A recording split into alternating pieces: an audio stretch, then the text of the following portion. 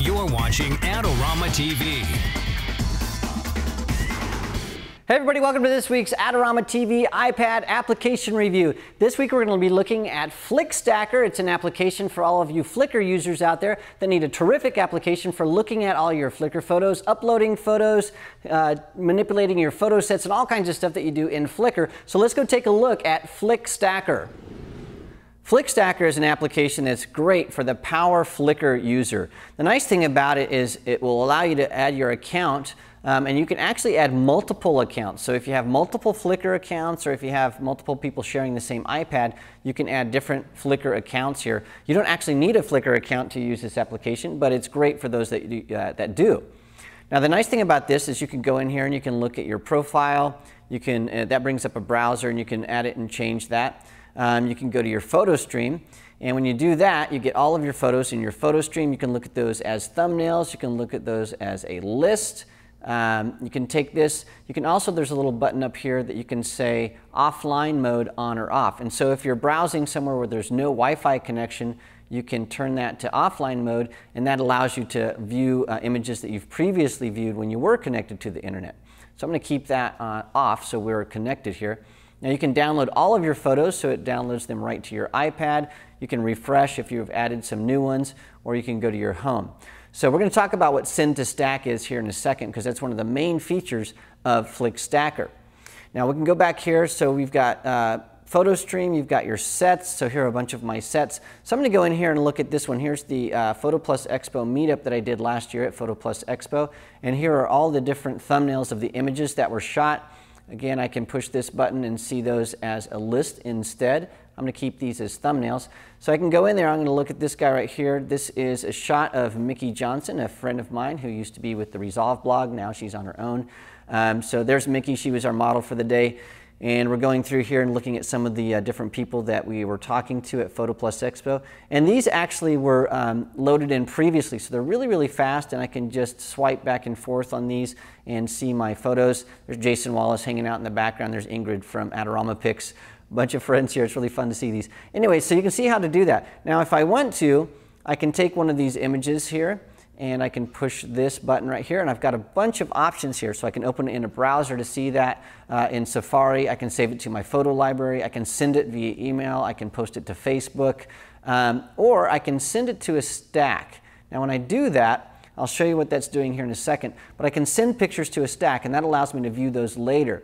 So we'll zip over here to maybe this photo. Here I am doing a little video promo for, I think, Pocket Wizard.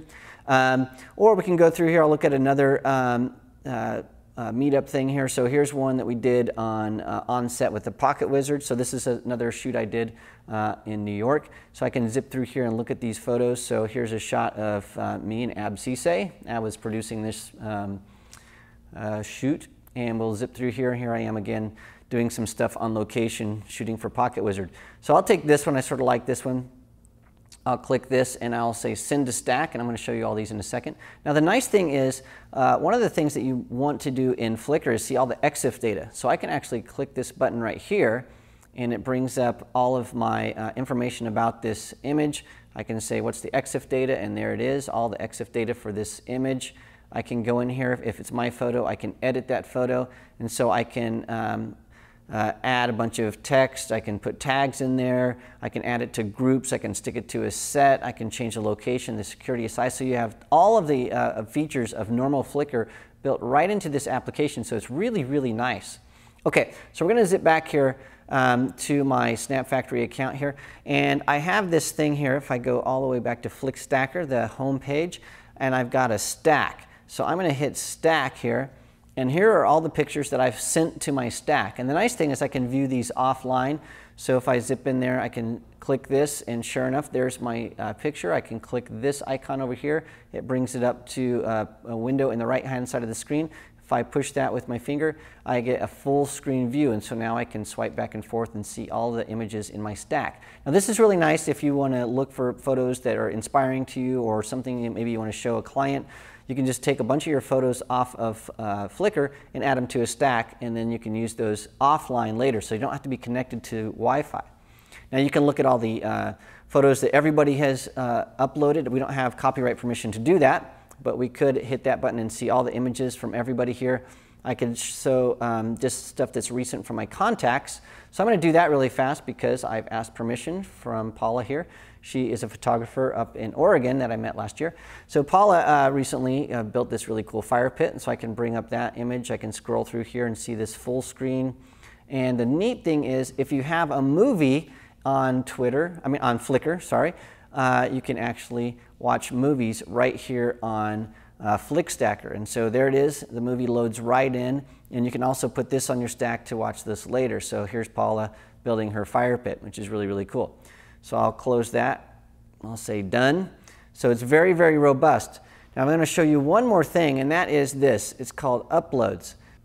So if you want to, you can use your iPad to upload photos to Flickr, and you have several options. So if I hit this plus here, you can actually use the camera connection kit. So if you're on the road, you want to upload photos to Flickr, you can maybe use Flickr as an offsite storage device so you're not loading up your iPad with a bunch of images. You can use iTunes, so you can set up iTunes to do file sharing, so you can pull it off of your main computer or laptop. You can go into your saved photos or your photo library, and they will upload to Flickr right from this interface, and you can add them to sets and groups and do all kinds of annotations and set locations just like you would normally do in your Flickr application.